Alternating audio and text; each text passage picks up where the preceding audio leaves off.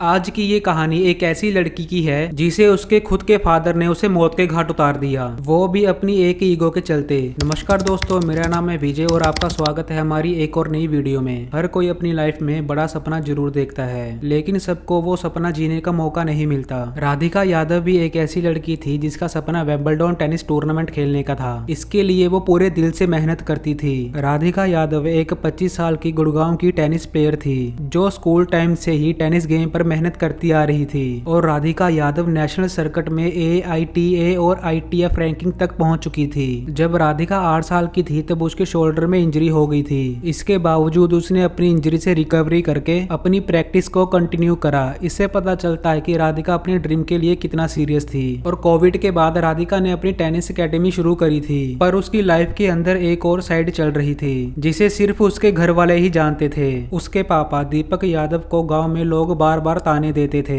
कि बेटी कमाती है और घर संभाल रही है। फिर इसके बाद राधिका के पापा को ये लगने लगा कि राधिका की इंडिपेंडेंस उनकी ईगो को चोट पहुंचा रही है और वो इस बात से भी परेशान होते थे कि राधिका सोशल मीडिया पर एक्टिव रहती है, वीडियोस बनाती है और एकेडमी भी चलाती है। इसके बाद राधिका के घर में छोटी छोटी बातों पे क्लेश होने लगे और राधिका के पापा बार बार उसे एकेडमी बंद करने के लिए कहने लगे। राधिका को लगने लगा था कि उसके पापा अब उसकी आजादी छीन रहे हैं। और फिर आती है 10 जुलाई 2025 की वो सुबह, जब लगभग 10:30 बजे राधिका किचन में अपना काम कर रही थी और घर में सब कुछ नॉर्मल लग रहा था। उसी वक्त दीपक यादव ने अपने बेडरूम के ड्रॉर से अपनी लाइसेंस बंदूक निकाली और फिर जो उसके दिमाग में कुछ दिनों से जमा हुआ प्रेशर, लोगों की बातों का गुस्सा था जो कि उससे अब कंट्रोल नहीं हो रहा था। ड्रॉर से बंदूक निकालने के बाद वो स्लोली किचन की तरफ गया और बिना किसी वार्निंग के सीधा राधिका के ऊपर गोली चला दी। टोटल 4 शॉट फायर हुए जिसमें 3 गोलियां उसके पेट में लगी और 1 गोली उसके शोल्डर में लगी। इसके बाद जब राधिका की मां ने ये शॉट की आवाज सुनी तो उसे लगा कि ये कुकर फटने की आवाज है, लेकिन जब तक राधिका की मां किचन में पहुंची तब तक राधिका नीचे गिर चुकी थी।